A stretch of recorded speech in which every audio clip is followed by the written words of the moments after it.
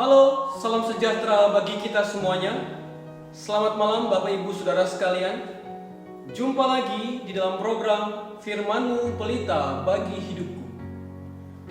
Keluarga Kristen membutuhkan firman Tuhan agar mampu terus dikuatkan di dalam menjalani kehidupan pada masa-masa sekarang ini dan ke depannya. Sebelum kita mendengar firman Tuhan pada malam hari ini, mari kita mendengarkan pujian yang menguatkan iman kita.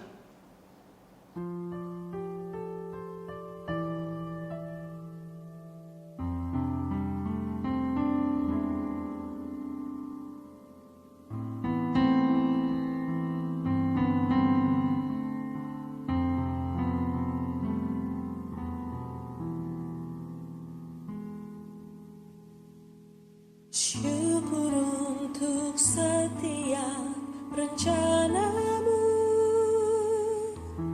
dan rancanganmu yang mulia. Dalam satu tubuh kami bersatu menjadi duta kerajaanmu. Ucapkan berkat atas Indonesia, biar kemuliaan Tuhan akan nyata.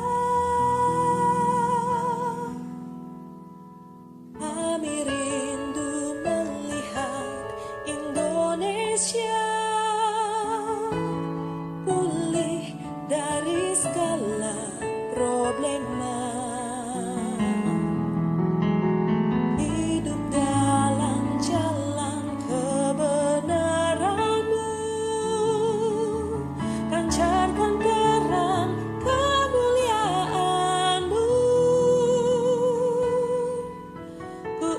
Ucapkan berkat atas Indonesia, biar kemuliaan Tuhan akan nyata bagi bangsa ini. Kami berdiri dan membawa doa kami kepadamu. Sesuatu yang besar pasti terjadi dan mengubahkan negeri kami.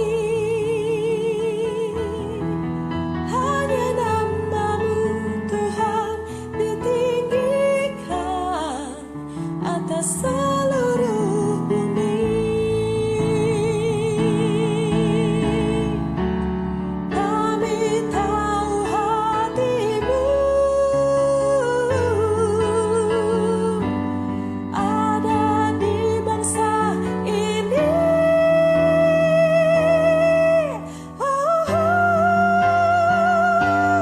Bagi bangsa ini kami berdiri dan membawa doa kami kepadamu. Sesuatu yang besar pasti terjadi dan mengubahkan negeri kami. Hanya nama-Mu Tuhan ditinggikan atas seluruh bumi.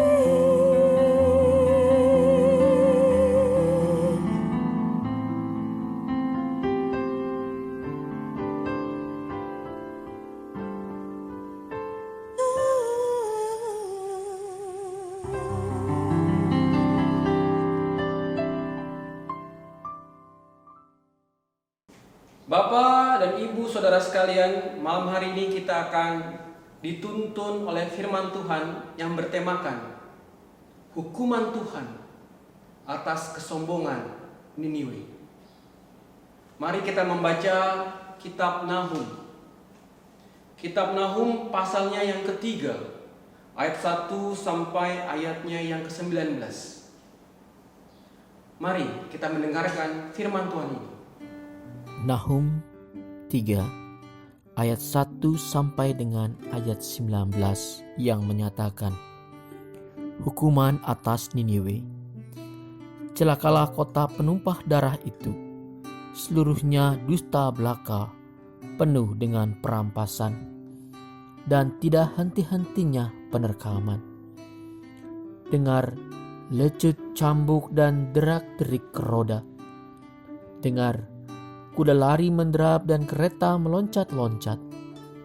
Pasukan berkuda menyerang, pedang berjalan bernyala-nyala, dan tombak berkilat-kilat. Banyak yang mati terbunuh, dan bangkai bertimbun-timbun. Tidak habis-habisnya mayat-mayat. Orang tersandung jatuh pada mayat-mayat.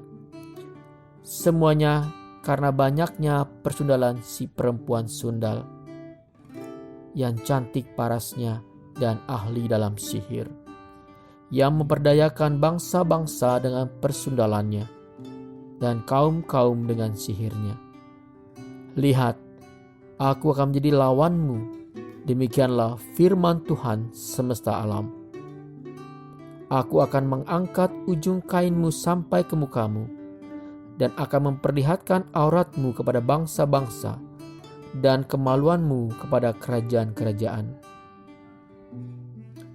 Aku akan melemparkan barang keji ke atasmu, akan menghina engkau, dan akan membuat engkau menjadi tontonan. Maka semua orang yang melihat engkau akan lari meninggalkan engkau serta berkata, Niniwe sudah rusak. Siapakah yang meratapi dia? Dari manakah aku akan mencari penghibur-penghibur untuk dia? Adakah engkau lebih baik dari Tebe, kota dewa Amon, yang letaknya di sungai Nil, dengan air sekelilingnya, yang tembok kotanya adalah laut, dan bentengnya adalah air? Ethiopia adalah kekuatannya, juga Mesir, dengan tidak terbatas. Put dan orang-orang Libya adalah pembantunya. Tetapi dia sendiri pun terpaksa pergi ke dalam pembuangan, terpaksa masuk ke dalam tawanan. Bayi-bayinya pun diremukkan di ujung segala jalan. Tentang semua orangnya yang dihormati dibuang undi, dan semua pembesarnya dibelenggu dengan rantai. Engkau pun akan menjadi mabuk, akan menjadi tidak berdaya. Engkau pun akan mencari tempat perlindungan terhadap musuh. Segala kubumu adalah seperti pohon ara, dengan buah ara yang masak duluan. Jika diayunkan, maka jatuhlah buahnya ke dalam mulut orang yang hendak memakannya. Sesungguhnya laskar yang di tengah-tengahmu itu adalah perempuan-perempuan pintu-pintu gerbang negerimu. Terbuka lebar-lebar untuk musuhmu. Api telah memakan habis palang pintumu. Timbalah air menghadapi pengepungan. Perkuatlah kubu-kubumu. Pijaklah lumpur. Injaklah tanah liat. Peganglah acuan batu bata. Di sana api akan memakan engkau habis. Pedang akan membabat engkau. Akan memakan engkau seperti belalang pelompat. Sekalipun engkau berjumlah besar seperti belalang pelompat, berjumlah besar seperti belalang pindahan, sekalipun kau perbanyak orang-orang dagangmu, lebih dari bintang-bintang di langit, seperti belalang pelompat, mereka mengembangkan sayap dan terbang menghilang. Sekalipun para penjagamu seperti belalang pindahan, dan para pegawaimu seperti kawanan belalang, yang hingga pada tembok-tembok pada waktu dingin. Namun, jika matahari terbit, mereka lari menghilang, tidak ketahuan tempatnya. Celaka, alangkah terlelapnya para gembalamu, hai Raja negeri Asyur. Para pemukamu tertidur, laskarmu berserak-serak di gunung-gunung, dan tidak ada yang mengumpulkan. Tiada pengobatan untuk cederamu, lukamu tidak tersembuhkan. Semua orang mendengar tentang engkau, bertepuk tangan karena engkau. Sebab siapakah tidak tertimpa perbuatan jahatmu terus-menerus? Demikianlah pembacaan Alkitab. Hukuman Tuhan atas kesombongan Niniwe. Ini tema yang akan menuntun kita pada malam hari ini. Bapak Ibu Saudara sekalian, ada dua sifat manusia yang bertentangan. Yang pertama adalah rendah hati dan bukan rendah diri, dan yang kedua adalah tinggi hati.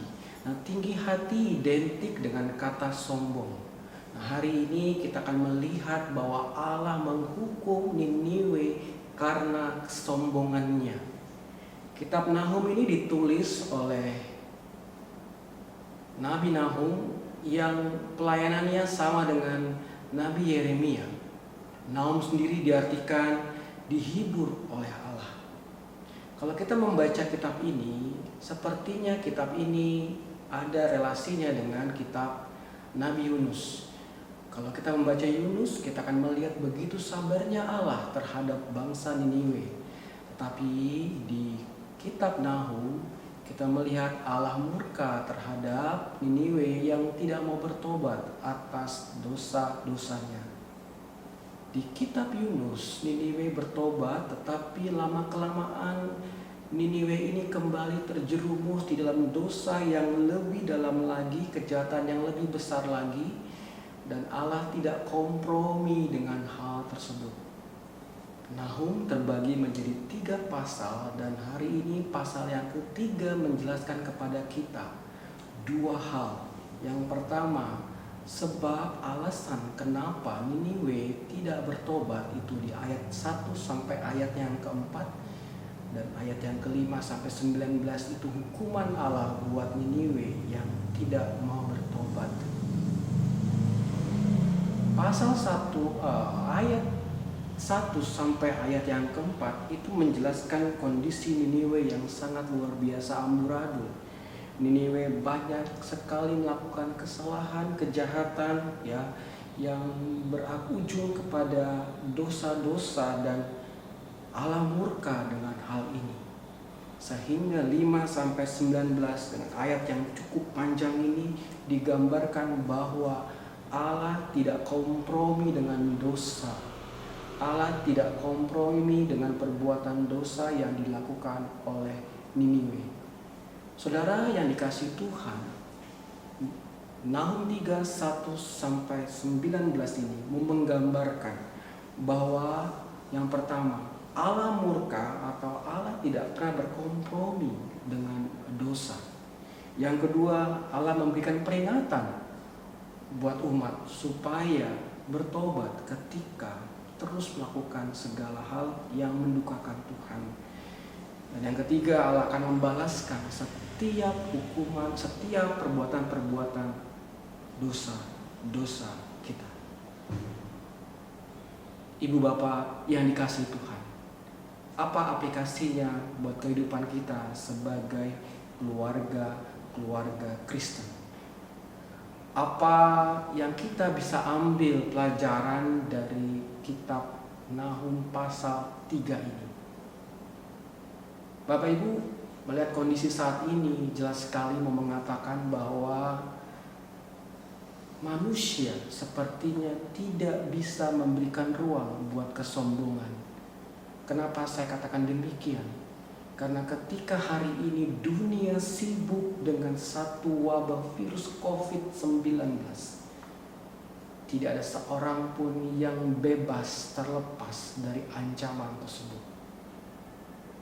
COVID-19 menggambarkan bahwa manusia tidak ada apa-apanya.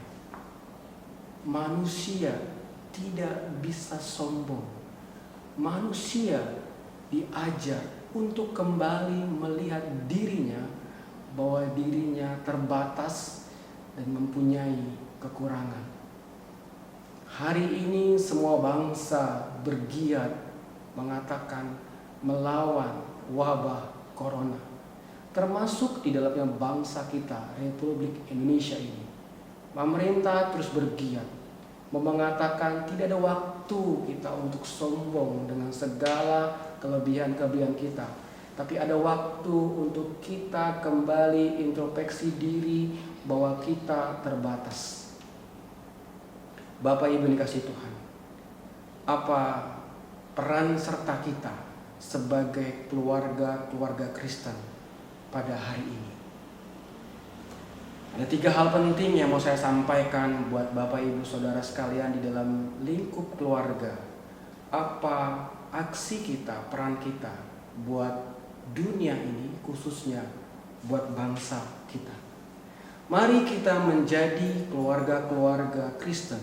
Yang pertama, introspeksi diri bahwa kita adalah manusia yang terbatas, manusia yang tidak sempurna, manusia yang tidak punya alasan untuk sombong. Mari kita mengintrospeksi diri kita dari kepala rumah tangga, ibu rumah tangga, anak-anak. Mari kita share satu sama lain, mengatakan bahwa kita keluarga Kristen yang juga masih rentan dengan kelemahan-kelemahan dan perbuatan-perbuatan dosa.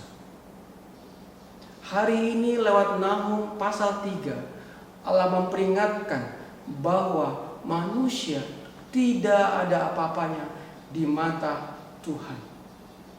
Maka yang pertama, mari sebagai keluarga Kristen kita mengembangkan sikap rendah hati, bukan kesombongan. Tidak ada dalam kamus kekristenan keluarga Kristen yang sombong. Mari kita mengajak keluarga kita untuk mengembangkan sikap rendah hati di hadapan Tuhan, di hadapan sesama.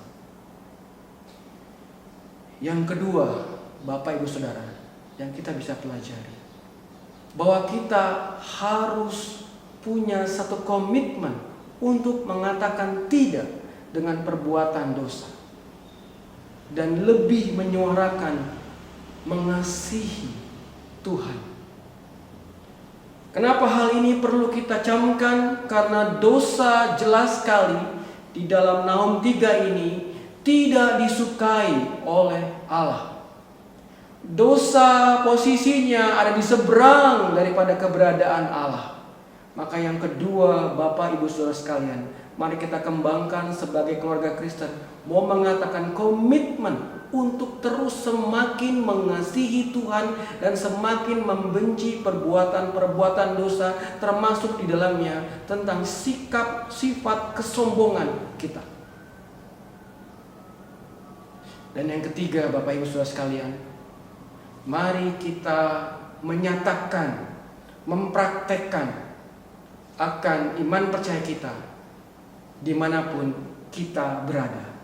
Mari kita menjadi duta-duta Allah yang menyebarkan tentang sikap rendah hati, duta-duta Allah yang menyebarkan tentang semangat-semangat hidup, bukan egoisme, bukan kesombongan. Hari ini lewat wabah corona mau mengatakan tidak ada bangsa yang mau berkata sombong. Kenapa? Karena semua bangsa dilibas oleh wabah ini. Maka pada hari ini, yang ketiga, Bapak Ibu Saudara, mari kita mengembangkan sikap rendah hati dan menyuarakan ini kepada banyak orang. Dimanapun kita berada, lewat media sosial, mengajak bangsa ini untuk rendah hati, merendahkan hati kita di hadapan Tuhan, mohon pengampunan Tuhan untuk setiap perbuatan-perbuatan dosa kita. Dan biar Tuhan yang Maha Kasih, yang Maha Pengampun itu memberikan pengampunan buat kita. Mari Bapak Ibu, kita menjadi Allah Tuhan, keluarga Kristen yang menyuarakan 3 hal ini. Introspeksi akan keberadaan diri kita, mengatakan tidak terhadap dosa, dan mempraktekkan kasih Allah, kerendahan hati bagi sesama kita. Tuhan memberkati Bapak Ibu Saudara. Amin.